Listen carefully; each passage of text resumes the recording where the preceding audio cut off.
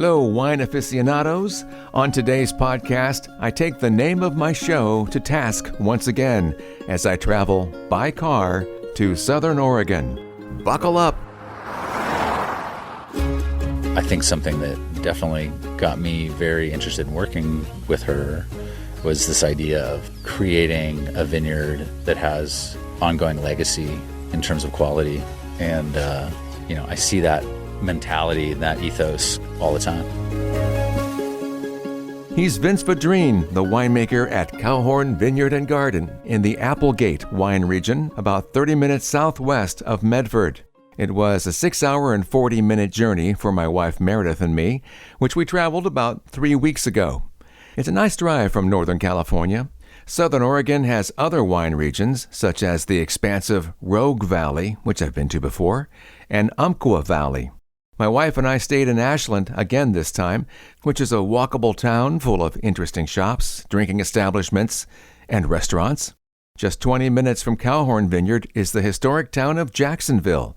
It's a charming place to spend time with its reflection of the Old West. I was alerted to Cowhorn by Mona Creative Marketing, one of many firms who have reached out to me over the years. The email they initially sent was to alert me about the young owner of Cowhorn Bioynamic Vineyard and Garden, Mini Byers, just 29 years old. If that's not impressive enough, she also owns Johann Vineyards in Northern Oregon's Willamette Valley. Both are women-owned and women-run. I thought I'd be interviewing Minnie, but oh no, she's much too busy. But Vince is a talented and well-spoken winemaker who perfectly fit the bill. He's coming up in a moment.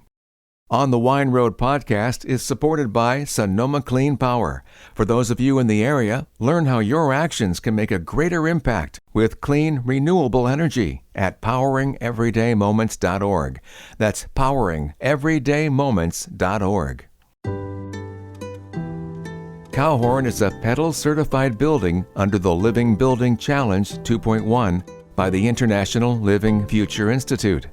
When I was admiring all that the property possesses at cowhornwine.com, I noticed the house on the property that's available for guests called the Overlook, as it sits on a hill and looks down over the vineyard and nearby mountains.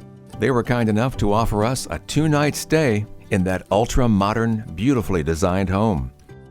That was worth the drive. We arrived on Friday, stayed through Sunday, then came back on Monday to meet with Vince. And here's that conversation as we sat on the edge of a vineyard row. Nice to finally meet you. Nice to meet you too, Jeff. Been out here a few days and your reputation precedes you. Oh, thanks. I'm sure it's got nuances, just like everything. Right. As does your winemaking. So I read that when you were a soon-to-be winemaker, you took advantage of what a lot of people do, and you traveled the world to do some harvests in other places, other locations, and that's a great opportunity. Yeah, it was one of the coolest things about this industry. I've always felt like you just get an opportunity to see the world, see other ways of doing things, and expand your mind. I saw you did New Zealand, France, and Napa, but all in 1 year?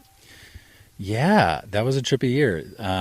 You can do... Because of the offset seasons. Actually, no, that's not quite right. I went to the Hunter Valley of Australia, which is north of Sydney, and it's very early, and was able to do a 6-week harvest there, and then fly over to New Zealand, work harvest in Martinborough, and then I came back, worked in Oregon, and then went to France for harvest. Oh, okay. But I do have a twin brother who's a winemaker as well, and he's actually done 4 harvests in a year. I don't know if I know anybody else who has done that. Wow. Well, but the two of you, it looks like one guy is all over the place. Yeah, it looks like it. But I saw your first foray into the science of fermentation was as a home brewer making beer at Oregon State University. Yeah, that's right. I lived across the street from the first shop in town that had, craft beers, domestic and international, and got so kind of interested in the differences, the nuances of all those different beers, and wanted to try to recreate it. And then shortly thereafter found the Food and Fermentation Sciences program at Oregon State, and took an intro class and switched my major over, and I was locked in. Right. Beaver beer. You must have been quite popular on campus.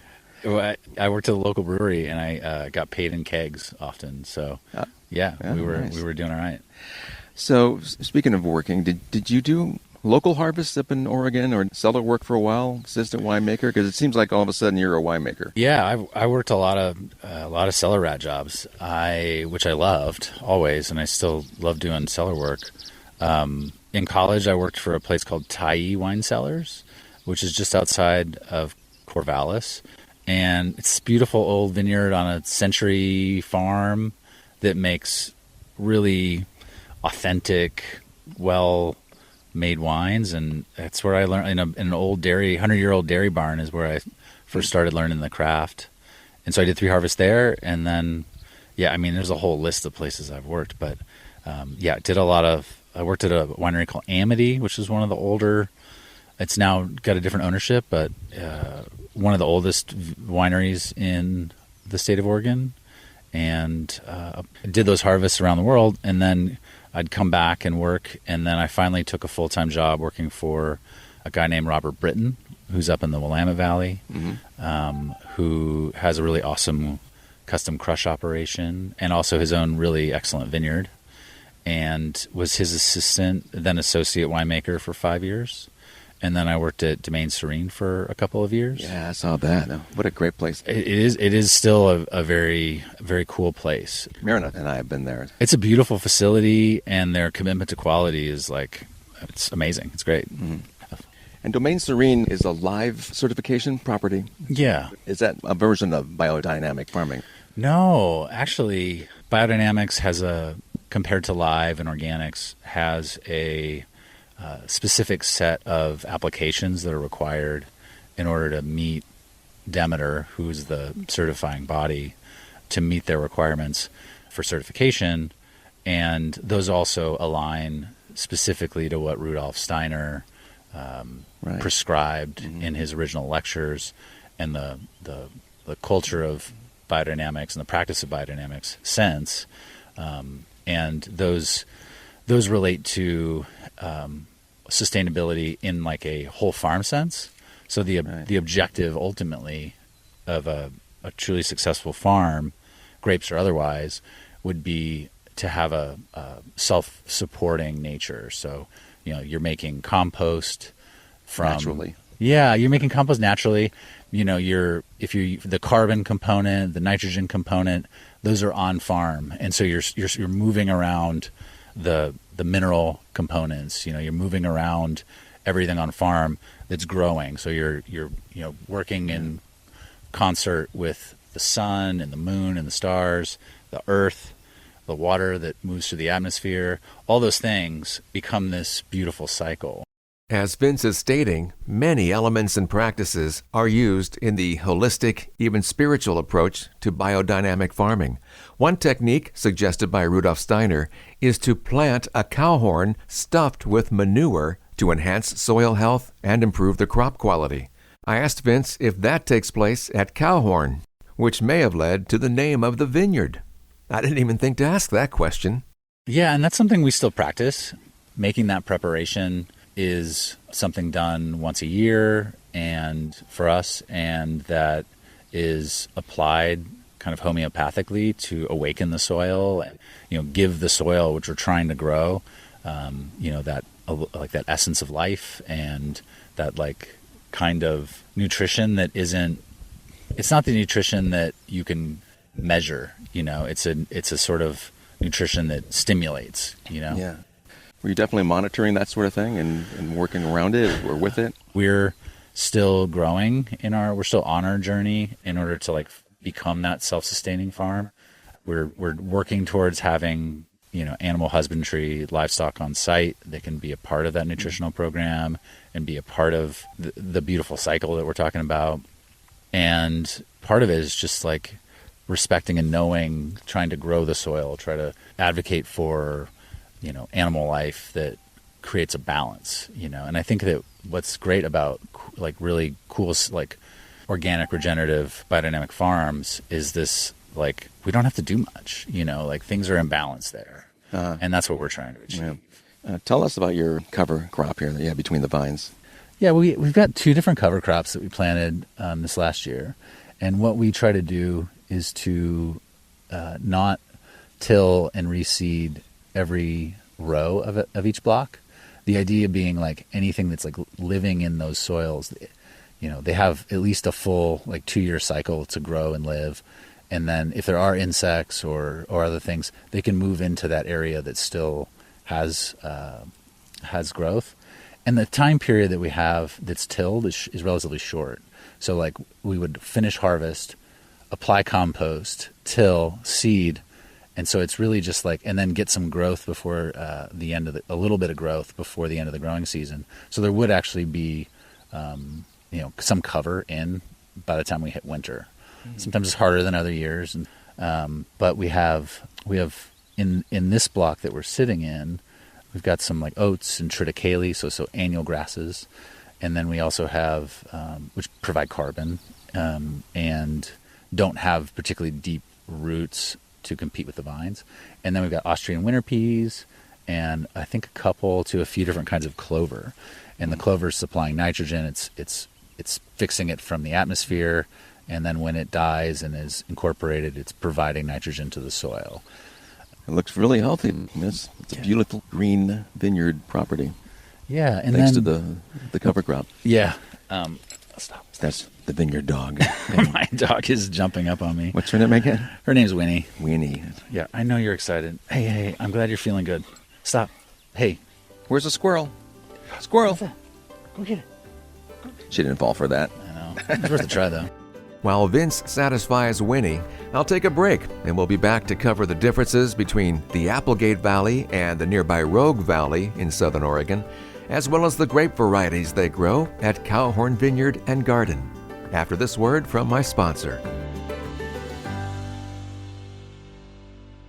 Sonoma Clean Power is celebrating 10 years of serving Sonoma and Mendocino counties as your local not-for-profit electricity provider. Since 2014, we've saved customers millions of dollars while reducing greenhouse gas emissions, investing in our communities, and bringing energy education to our schools. And we've advocated for grid reliability, climate safety, and increased the number of electric cars and bikes on our roads. We've made progress, and we're not done yet. Join us as we continue to light the way during the next 10 electric years.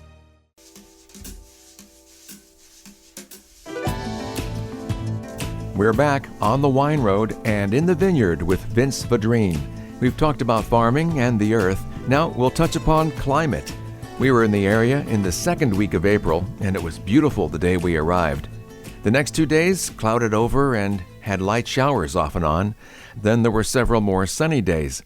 I noticed it was cooler in the Applegate Valley than in the Rogue Valley, which is in a sense west, north, and east of Applegate, and that seemed warmer. So I asked Vince if it's the elevation that makes Applegate cooler.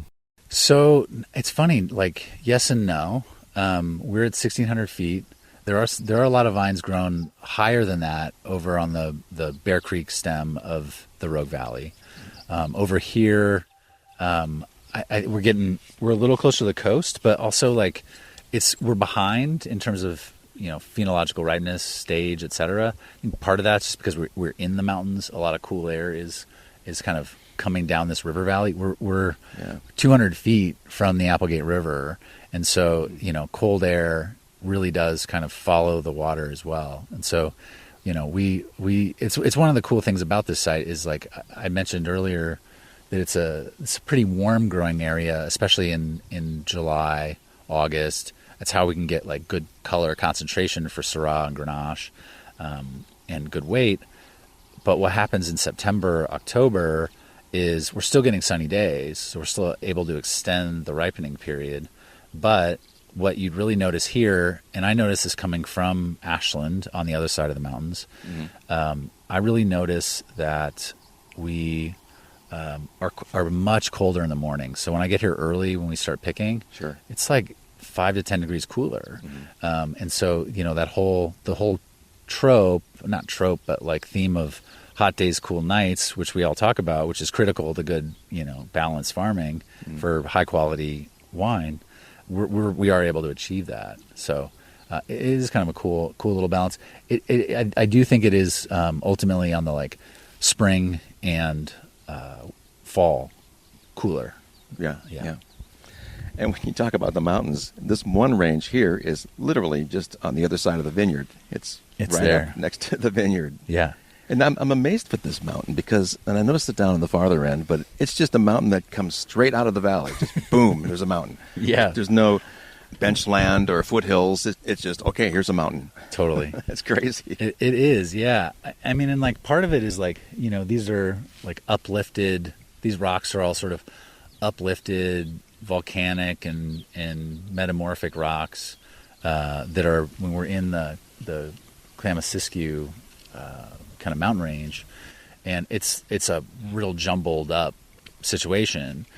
And then like it popped up, and then the Applegate River sort of carved out this whole little valley. And I think that's what you can credit the Applegate River for creating this like very abrupt rise in elevation on the hillsides there. And so what's neat is like, at least from the winemaker side of it, Sure. like I'm just like thinking about all the soil stuff, and we have like a super mixed up rock profile that's been, you know, tumbled over time through the river and creates this gravel bench, this cobble bench that we're on. And then above, it's just like there's a little bit of erosion that's happened over time, and you can see like, you know, there's some areas that have a little bit higher soil content, clay content, because they're next to that hillside. They've gotten erosion. Mm-hmm. They get a little more water off the hillside, so they're a little more vigorous. Yeah. And then as you get further out, there's parts of the vineyard that, you know, the vines are like, you know, really just in rock, and they're smaller vines. They're healthy, but they produce really concentrated, really interesting wine, especially the block of Grenache that we have out there. Speaking of Grenache, the Applegate Valley is on the 42nd latitude line, and the Rhone Valley in France is just slightly above that parallel. Since they're similar in climate, Cowhorn can grow Rhone varieties like Grenache, Syrah, Roussanne, Marsanne, and Viognier. Now, the Willamette Valley in northern Oregon is better at growing Burgundian varieties like Pinot Noir and Chardonnay, as they are further north of the equator. Totally. I spent so much time in the Willamette and got to know Pinot Noir and Chardonnay and some Alsatian varieties and such. And it wasn't until, and I've occasionally gotten an opportunity to work with Syrah and Viognier, but this is the opportunity where it's really been full focus.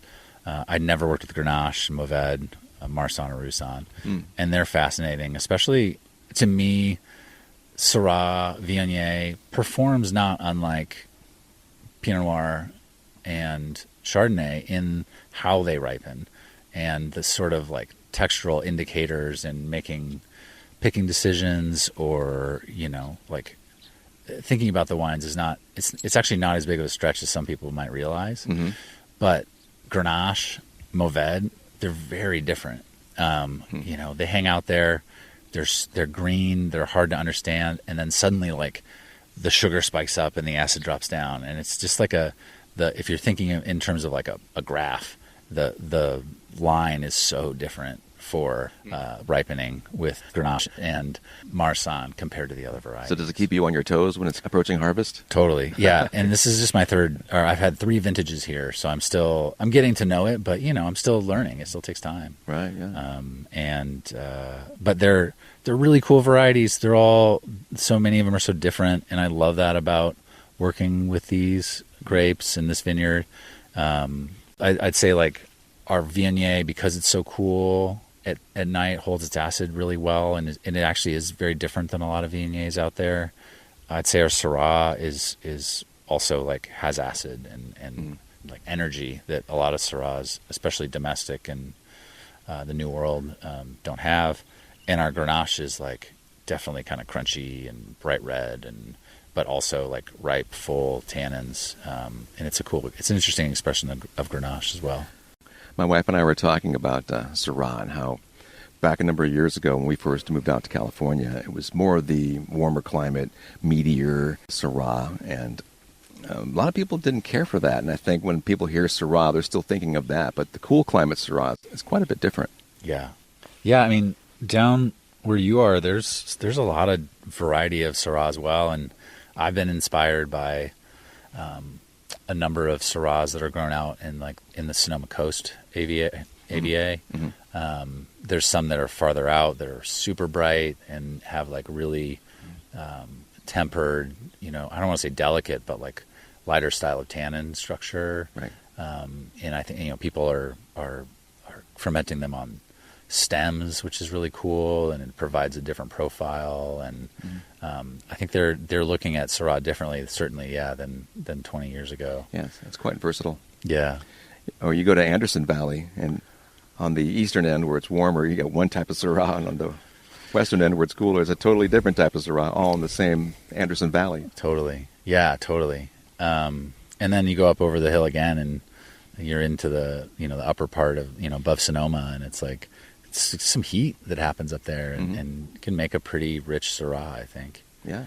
Out here in this particular site, I think like talking about how hot it can be in July and August, so different than say the Sonoma Coast. Talking to growers down there, like they have vineyards that don't get really above 80 very often degrees during the summer. Never over 90. And there's something to be said for that. Like that response of vines to heat during berry growth is like to produce phenolics, and they're just not going to have that same profile, and they can make them how they want to make them, but the raw material is going to be different. Here, we have all that heat. It really does build this wine that's its own, and then later on we keep the acid because it's cool in September and October. Yeah. So that's our identity, I think, in terms of climate. How long, for instance, is the Syrah on vine before you harvest? A lot. I mean, like we're harvesting that in mid-October typically. Okay. And bloom is early to mid-June. So wow, yeah. Yeah, I mean, it's a long hang time. I think we're getting that. But talking to some of the growers in Paso, or talking to some of the growers like West Side, Adelaide, York Mountain, they're harvesting like in November sometimes, and that's the same with some of the far Sonoma Coast folks. And right. I'm blown away by that because they start the season so much earlier. Now, changing the subject quite a bit, what is it like working with the young, and I mean just barely 30, Mini Byers, the woman who's running this place, and also Johan Vineyards up north? She's great. She comes from a family that's been passionate about wine growing, and is, someone who cares about how the vineyards are farmed, understands remarkably well, especially for someone who's younger in the industry, the importance of lower intervention and authenticity. And, I think something that definitely got me very interested in working with her was this idea of creating a vineyard that has ongoing legacy in terms of quality. And, I see that mentality, that ethos all the time. And, I mean, it's a real business. There's ups and downs, like we have budgetary constraints just like everyone else, but we're working really hard to make this place last for a very long time. And it's something that she wants to pass on to, her kids someday. It's going to be a while. Yeah. No, and she just had a baby not long ago, right? Yeah, totally. She became a mother just less than a year and a half ago. And, her baby goes by Tiny. So, it's a good little family. Funny. Mini and Tiny. But yeah, so what I also think is really cool that as a young business owner, one might not experience with an older business owner, is that, she has that time to really get to know the business and to be open to the business. And in an industry that is notoriously slow and evolving, I think that's a really cool asset. Yeah, that's great. I have to admit, that's one of the reasons I'm here. It's because I saw her profile. I was like, are you kidding me? This young gal is running these two important vineyards that are doing very well and producing, and as well as the restaurant in Jacksonville and the lodge somewhere else. Lodge, yeah. No, the lodge is something that's really special too. It's a lodge that's right on the Rogue River out by the coast, and it's absolutely stunning. The fishing is great there. The views, the access to the parks nearby on the coast and inland are both wonderful. And the food is outstanding. There's a great chef, and Yeah. they have a great cellar too as well. Oh. Yeah. So Tututun, is that how it's pronounced? I don't know how it's exactly pronounced, but yes, Tututun. Tututun. You'd have to call in an expert for that one. Right. Well, Vince, great. Nice talking with you, and I'm glad we were able to hook up. Yeah, thank you, Jeff. I appreciate you coming out here and getting to know us. Yeah, it's beautiful. Yeah, it's lovely. I envy your position. Well, I enjoy it, especially on a day like today. You can see photos of the property and the overlook house perched above the vineyard on my website, onthewineroad.us. We loved what Vince is crafting, took several bottles home with us. We enjoyed cruising around the area as well. We had a number of country roads and tasting rooms, and enjoy the restaurants and bars of Jacksonville, where you can also find Cowhorn Kitchen and Wine. We really enjoyed our dinner there, too. A big thanks to the property, restaurant, and tasting room manager, Britta, who took good care of us. See more details at cowhornwine.com. You can find other Oregon interviews also on my website. Today's episode was written, recorded, and produced by me. Aside from my website, find me on Facebook as On the Wine Road and Instagram as JD Wine Road. The podcast opening and closing themes were composed by Marscott. Additional tunes are sourced from APM Music. Enjoy your tasting journeys, and I'll talk to you soon after my travels on the Wine Road. I'm Jeff Davis.